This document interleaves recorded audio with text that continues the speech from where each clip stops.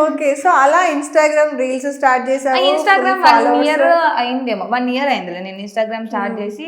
అంటే అప్పటికి ఇంకా సెకండ్ హ్యాండ్‌లో ఒక ఫోన్ కొనుక్కున్నా నేను. నా ఫోన్ నేను మొన్నటి వరకు చేసిన ఫోన్ వచ్చేసి నాది 4 ఇయర్స్ బ్యాక్ సెకండ్ హ్యాండ్‌లో కొనుక్కున్నా. అది కూడా 4000కి.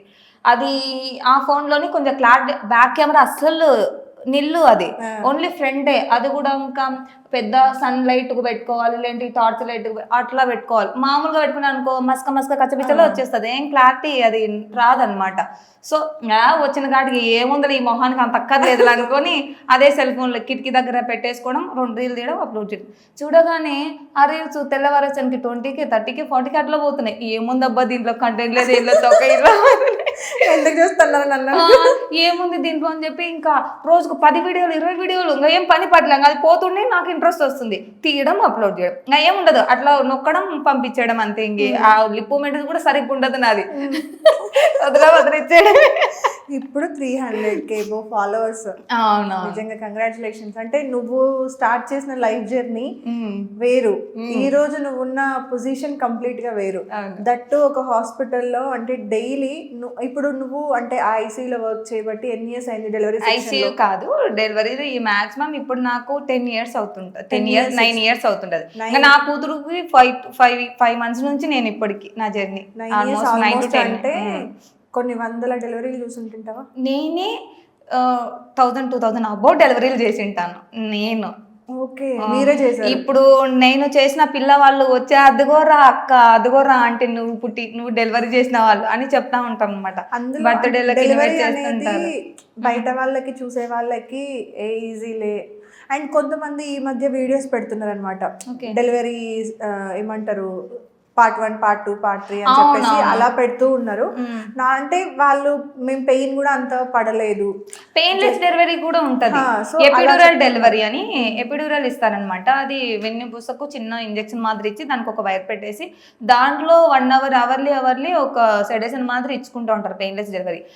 దానికి మాక్సిమం సిజరిన్ కంటే ఎక్కువ అమౌంట్ చార్జ్ చేస్తారు. సో, నాలాంటి వాళ్ళు, పేదవాళ్ళు, ఇంకా ఇబ్బంది పడేవాళ్ళు వాళ్ళు పెట్టుకోలేరు. ఎన్ని నొప్పులైనా ఉన్నవాళ్ళు ఎన్నైనా చేసుకుంటారు. నొప్పి లేకుండా చేసుకుంటారు. ఇంకా వగైరా వాళ్ళ ఉన్నోళ్ళు ఉన్నంత రాజ్యాలు వెళ్తారు. బట్ లేనోళ్ళు వాళ్ళు కత్తితో పొడిపించుకోవాలన్నా పొడిపించుకోవాల్సిందే, నొప్పులు భరించాలన్నా భరించాల్సిందే. ఎందుకంటే తప్పదు. సిజరిన్ చేస్తే అమౌంట్ ఎక్కువ తీసుకుంటారు. మళ్ళీ పనులు చేసుకుంటారు. పనులు చేసుకోవాలంటే కష్టం కదా. ఇంట్లో ఉండి 3 పూట్ల వండి పెట్టే వాళ్ళు దొరకాలి. మళ్ళీ పనులు చేయాలంటే కష్టం కదా వాళ్ళకి. నీ టోటల్ అంటే ఈ కెరియర్‌లో నీ జర్నీలో నీకు బాగా హార్ట్‌కి దగ్గర అనిపించినవి కొన్ని ఉంటాయి. అది బాధ అయినా సంతోషమైనా సరే. అది ఫస్ట్ మీరు డెలివరీ చేసినప్పుడు మనసుకి హ్యాపీగా అనిపిస్తారు. నేను ఒక ప్రాణం పోసాను ఈరోజు, ఒక తల్లికి నేను ఈరోజు తన బిడ్డను చేతులారా అందించానని ఒక హ్యాపీనెస్ ఉంటుంది. కొన్ని వచ్చేసి అరే నా చేతుల్లోనే ఒక పాప చనిపోవడము లేదా మదర్ చనిపోవడము, అంటే ఆ పొజిషన్ అది వేరే వాళ్ళది అయినా సరే మనదేనేమో, మనమే ఉన్నామేమో ఈ సిచ్యువేషన్లో అనే హర్టింగ్ మూమెంట్స్ కూడా కొన్ని ఉంటాయి కదా. అలా నీకు బాగా నీ మనసుకి నచ్చింది, బాగా అనిపించింది ఏదైనా? ఫర్హానా పేషెంట్ మధుమన్ హాస్పిటల్లో చేసేటప్పుడు ఒక అమ్మాయి 8 మంత్‌లో అమ్మాయికి కొంచెం బీపీ ఎక్కువ ఉందని 8వ నెలలోనే మేము అడ్మిషన్ చేసుకున్నాం. డెలివరీ చేయాలి, ఇంకా లేట్ అయిందనుక హైపర్ టెన్షన్ కదా, ఏమన్నా మదర్‌కి తల్లి ప్రాణానికి ప్రమాదం అని చెప్పి పెట్టేసుకుంటే ఆ పిల్లకి ఇంకా నొప్పులు స్టార్ట్ అయినాయి. ఇంకా పెయిన్స్ బాగా వస్తున్నాయి. చూస్తే హెడ్ కిందికి దిగింది. ఇంకా జస్ట్ ఒక 5 మినిట్స్ ఉంటే డెలివరీ అయిపోతుందేమో ఆ పిల్ల అని అనుకునేసరికి ఆ పిల్లకి ఎక్కిళ్ళు వస్తున్నాయి అంటుంది. ఫస్ట్ ఎక్కిళ్ళు, సెకండ్ ఎక్కికంతా ఆ అమ్మాయి ఓగయ్య చచ్చిపోయింది. ఇంకా హెడ్ కిందికి వచ్చింది. ఆ అమ్మాయి కోసం ఎంత తాపత్రయపడి పైన సురక్ష ఉంటుంది పట్టుకొని పోదామంటే ఆ ఎక్కిళ్ళలోనే ఆ పిల్ల ఇంకా ఉలుకు లేదు, పలుకు లేదు. ఉసుబుసున అయితే ఆ పిల్ల ఇంకా ఎట్లుందంటే ఇంకా మాకు అర్థం కాలేదు. కాళ్ళు చేతులు వణుకుతున్నాయి. ఈ బిడ్డని తీద్దామా, తల్లిని కాపాడదామా అని ముందు బేబీని ఇంకా పొట్టులోంచి తీయలేదు మేము. ఆ పిల్లని స్ట్రెచర్ మీద పైకి తీసుకొని వెళ్తే ఎన్ని పెట్టినా ఆ పిల్ల లేదు, ఇంకా చచ్చిపోయింది అప్పటికే. ఇంకా తర్వాత బేబీని తీస్తే బాబు ఉన్నాడు. బాబు ఆటోమేటిక్‌గా మదర్ చనిపోయిందంటే బ్లడ్ సర్క్యులేట్ ఆగిపోయి బాబు కూడా చనిపోతారు. సో, బాబు కూడా చనిపోయారు. నా లైఫ్‌లో ఆ అమ్మాయి ఫర్హానా నా మైండ్‌లో ఫిక్స్ అయిపోయింది. ఫర్హానా నాకు ఆ పేరు, ఆ పిల్ల ఫేసు కళ్ళ ముందర చేతులలో జస్ట్ ఎక్కిళ్ళు కూడా ఆ పిల్ల ఫస్ట్ ఎక్కిళ్ళు నేను చూసిన, రెండో ఎక్కిళ్ళకి ఆ పిల్ల చనిపోయింది. నా కళ్ళ ముందర చూసిన చావది. అమ్మోడి ఇదంతా కూడా అంటే డాక్టర్ పక్కనే ఉండగా మీరు అంతా కూడా చూసుకుంటారా? మీతో పాటు ఒక డాక్టర్ ఉంటారు, సో ఆ డాక్టర్ పాటు మీరు ఒకప్పుడు ఉండేవారు అనమాట డాక్టర్స్. ఇప్పుడు డెలివరీస్ నేను సిజరిన్కి అయితే నేను మేడం చేసుకుంటాము, డెలివరీలో అయితే నేను చేసుకుంటాను. ప్రజెంట్ ఇప్పుడు నా డ్యూటీ ఏంటంటే నాది డే అండ్ నైట్ డ్యూటీ అనమాట. సో నేను రాత్రి పగలు హాస్పిటల్లోనే ఉంటాను. అంటే నైట్ నాకు అక్కడ రూమ్ ఉంటుంది కదా, అక్కడే ఉంటాను నేను. స్లీప్ ఇంకా నైట్ నేను కేసులు ఏం లేకపోతే పడుకుంటా. కేసులు ఉన్నాయంటే నేనేం తిరగను. నేను డెలివరీలో ఆపరేషన్ ఉంటేనే లేచి చేస్తాను తప్ప నేనేం తిరగను, నేను పడుకుంటా. నా కింద 2-3 ఉంటారు అనమాట. వాళ్ళు ఎన్ఎస్టీలు పెట్టుకొని అన్ని చెక్ చేసుకొని వచ్చి ముందు నన్ను లేపి చూపిస్తారు. నాకు అన్ని ఫోటోలు తీసుకొచ్చి చూపిస్తారు. పేషెంట్ స్టేబుల్గా ఉందా లేదని నాకు దాంట్లో తెలుసు, లోపల బేబీ కూడా బాగుందా లేదని నాకు తెలిసిపోతుంది. సో పేషెంట్ ఎక్కువ సఫర్ అవుతుందంటే నేను వెళ్ళి చూస్తాను. పేషెంట్ బాగానే కామ్గా ఉందంటే నేనేం చూడను, వాళ్ళు వచ్చి ఫోటోలు తీసి చూపిస్తే నేను చూసుకుంటాను ఎన్ఎస్టీ బీపీ మొత్తం. సో అది బాగుందంటే ఓకే, ఏం లేదు. ఇంకా డెలివరీ మూమెంట్లో నేను ఇంకా డెలివరీ అవుతుందంటే నేను తీసుకుపోయి లేబర్ రూమ్లోకి షిఫ్ట్ చేసుకొని ఇంకా పూర్తిగా హెడ్ దిగేటప్పుడు మేడం కాల్ చేస్తే మేడం వచ్చేస్తారు. సో మొత్తం ఫాలో అప్ అంతా నేను చూసుకుంటాను. వచ్చే అక్కడ వరకు మీరు చూసుకుంటారు. ఎప్పుడైతే బేబీ బయటికి రావడం స్టార్ట్ అవుతుంది, లాస్ట్ మూమెంట్ మొత్తం అయ్యేంత వరకు నేను మేడం మేడమే ఉంటాము.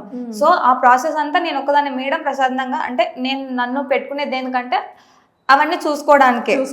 ఇప్పుడు నేను లేకపోతే ఆమెను వచ్చి చూసుకోవాల్సింది వచ్చేది, ఆమెను డిస్టర్బ్ చేయాల్సింది వచ్చేది వీళ్ళు. సో అవన్నీ నేను చూసుకొని ప్రాబ్లం అవుతుంది అంటే మేడంకి ఇన్ఫార్మ్ చేస్తా, ప్రాబ్లం కాదు అంటే అవన్నీ నేనే ట్యాకప్ చేసేది. ఎంతో మందికి హ్యాపీనెస్ ఇచ్చావు కదా ఈ చేతులతో, నిజంగా కంగ్రాచులేషన్స్, నిజంగా గ్రేట్ వర్క్. ఎందుకంటే ఆ ధైర్యం కూడా ఉండాలి. ఇప్పుడు నీ లైఫ్లోనే 2 జరిగాయి. ఒకటి వచ్చేసి అంటే కానిస్టేబుల్ వాళ్ళంతా కానీ మళ్ళీ ఏమైనా చేస్తారేమో అని చెప్పి పోలీస్ అనే ఒక నీ డ్రీమ్నే వదిలేసుకున్నావు.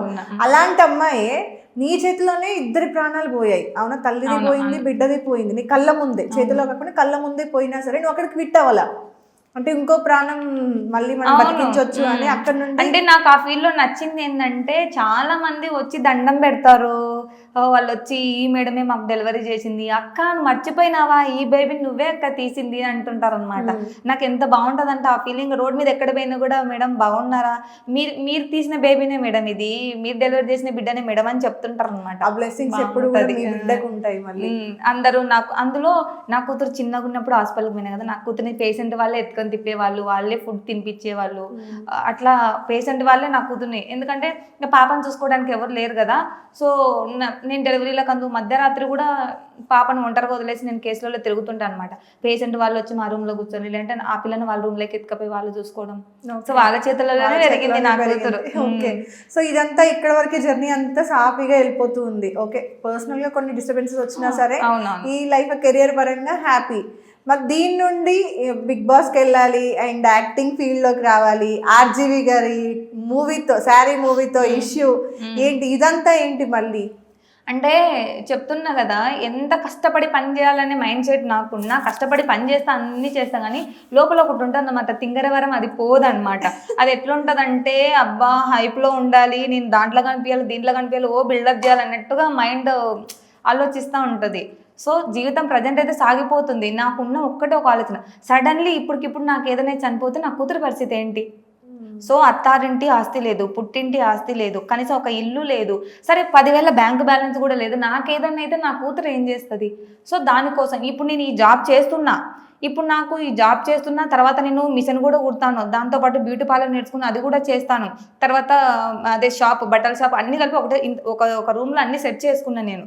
సో అవి డ్యూటీకి పోతాను, కేసులు లేకపోతే ఇవి చేసుకుంటాను అనమాట. ఇంత కష్టపడి పని చేస్తున్నా కూడా ఏమవుతుందంటే అప్పులు కట్టడం. అప్పులు అంటే షాప్ పెట్టడానికి చేసిన అప్పులు, తర్వాత పాప స్కూల్ ఫీజులే. ఫస్ట్లో నాకు ఎంత 2,000 నుంచి 3,000, 5,000, 10K, 15K అట్లా శాలరీ. ఇప్పుడు 25-30 దాకా శాలరీ వస్తుంది. నా షాప్ అది కలిపి ఒక 50,000 సంపాదిస్తాను నేను నెలకు. సో ఆ 50,000 వచ్చేసి నాకు ఈఎంఐలే పోతాయి. పాప స్కూల్ ఫీజు, ఇంటి రెంట్, బండి కంతు, షాప్ రెంటు, తర్వాత వచ్చి పొదుపులు, అప్పు తెచ్చిన దాని వడ్డీలు, అవి ఇవన్నీ పోతాయి. ఏం మిగలవు, మహా అయితే ఒక 2,000, 3,000. ఏదైనా ఫంక్షన్ వచ్చిందో, లేదంటే ఉచిత బట్టలు నచ్చినాయి కొనుక్కుందామన్నా మనసు ఒప్పుకోదనమాట. ఇట్లా కొనుక్కుంటే ఇది ఏమన్నా సడన్గా పాపకు జ్వరం వచ్చింది, ఇంట్లో ఏమన్నా సిచ్యువేషన్ ప్రాబ్లం అయింది అంటే దానికి అయిపోతాయి. సో ఇష్టమైనవి కూడా కొనలేను. ఎంత సంపాదిస్తున్నా చూడ్డానికైతే ఇదేమి డుగ్గు డుగ్గుమని బండి మీద బాగా తిరుగుతుంది, దీనికి ఏం బాధలు ఉన్నాయి, బాగా సంపాదిస్తుంది, ఇది హాస్పిటల్లో సంపాదిస్తుంది, ఇక్కడ సంపాదిస్తుంది అనుకుంటారు. కానీ ఇప్పుడు నా ఇంట్లో సడన్లీ నాకు కూరగాయలు అయిపోయినాయి, ఎవరన్నా వచ్చిద్దామా నేను 100 రూపాయలు ఇస్తా కూరగాయలు తెచ్చుకునేది నాకు లేదు. ఇంట్లో నేనే కష్టపడాలి, నేనే చేయాలి కదా. సో 1 రూపాయి ఖర్చు పెట్టాలని ఆలోచించే పెట్టాలి. ఆ టైంలో అనిపించింది నాకు ఎక్కువ సంపాదించాలి, ఈ సంపాదన సరిపోవట్లేదు. ఇప్పుడు పాప చదువులకి మొత్తం సంపాదించిందల్లా ఆ పిల్ల చదువులకి తినడానికి మాత్రమే సరిపోతుంది అంతే. ఏం రూపాయి లేనప్పుడు ఈ ఫీల్డ్లోకి పోయినామనుకో, ఆల్రెడీ నా జీవితం సంకనాకిపోయింది. ఆల్రెడీ నేను ఉన్న సచిన ఒకటే, రేపొద్దున నేను చచ్చిపోయే లోపల అంత ఇంతో మొత్తం సెట్ చేసి నా కూతురికి బ్యాంక్ బ్యాలెన్స్ పెట్టేసి ఆ పిల్ల ఒక మెచ్యూరిటీ ఏజ్ వచ్చిన తర్వాత నేను పోయినా కూడా నా కూతురు దగ్గర ఉన్న మనీ కోసమైనా నా వాళ్ళందరూ దాన్ని బాగా చూసుకుంటారు, అది సంపాదించాలి అనేది నా మైండ్లో పడింది అనమాట.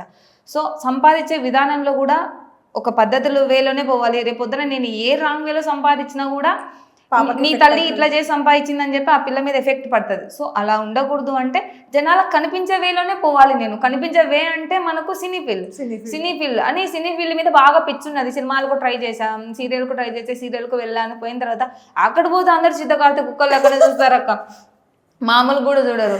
ఏగాదిగా అంటే వాళ్ళకి ఎట్లా ఉంటుంది అంటే ఈ రోజు ఇది వచ్చింది, దీన్ని తర్వాత ఇంకోటి కూడా వస్తుంది, ఇది తర్వాత నథింగ్. అందరూ చాలా బాగానే ఏమంటారు, పైకి చూడ అందరూ బాగానే సెటిల్ అయ్యారు కదా సీరియల్స్ లో. ఏమో నాకైతే తెలియదు, కానీ నేను చూసిన దానిలో అయితే సెటిల్ అవుతారు అంటే నాకు తెలిసి వాళ్ళను తగ్గించుకొని సెటిల్ అయిన వాళ్ళు ఉంటారు, కొన్ని వాళ్ళు చెప్పినట్టు విని సెటిల్ అయిన వాళ్ళు ఉంటారు. బట్ కంపేర్ టు తెలుగు వాళ్ళు, మన తెలుగు వాళ్ళ కంటే కూడా వేరే ఎదగాలి అంటే కొంచెం తగ్గాలి. ఇదైతే ఆ ఫీల్డ్ లో పక్కా ఉంది. నేను సుమారుగా 5-6 షూటింగ్స్కి వెళ్ళి వచ్చా కాబట్టి ప్రతి ఓడు ఏం చెప్తాడంటే నీకు ఈ ఆఫర్ ఇస్తా ఇవ్వను అని ఒకడు చెప్పడు. అందరూ ఆఫర్లు ఇచ్చేవాళ్ళే, అందరూ ఆదుకునే వాళ్ళే.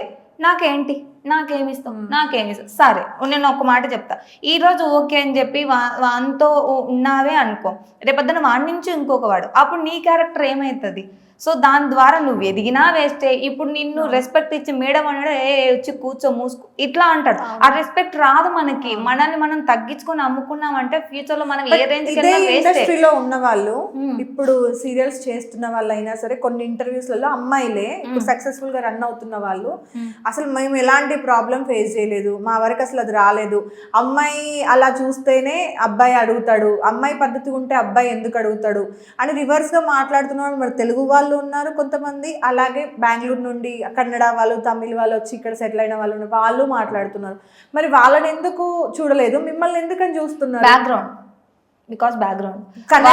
బ్యాక్గ్రౌండ్ అంటే కనీసం ఫ్యామిలీ, ఇప్పుడు ఒకరు ఉన్నారు, ఇప్పుడు నేనున్నా, నాతో పాటు నా హస్బెండ్, నా ఫాదరు, నా అన్నను నా వెంట వస్తే మేబీ ఆ సాహసం చేయలేరేమో అడగడానికి. నేను సింగిల్గా పోతున్నా కాబట్టి వాళ్ళకి అవకాశం ఈజీగా వచ్చేస్తుంది అడగడానికి. మేబీ అది కూడా ఉండొచ్చు. ఏమన్నా వెనకాల ఎవరు లేడు, ఎక్కడ పోయినా ఒంటరిగానే ఉంది, దీన్ని చంపినా దిక్కు లేదు, ఏం చేసినా దిక్కు లేదు అని అనుకునే వాళ్ళు ఉంటారు కదా. సో ఒకవేళ కొంచెం హైప్ అంత ఇంత 10 మందిలో వాల్యూ ఉన్న పర్సన్స్ వచ్చినా కూడా, అమ్మో వీళ్ళకి కొంచెం ఊర్లో పలుకుబడి ఉంది, వీళ్ళ జోలికి పోతే ఇబ్బంది ఎందుకు అని కొంచెం తగ్గి ఉండొచ్చు. మేబీ అవకాశాలు ఇవ్వచ్చు. వాళ్ళకి కావాల్సింది కంటెంట్, కావాల్సిన వాళ్ళు అలాంటి వాళ్ళని తీసుకుంటారు.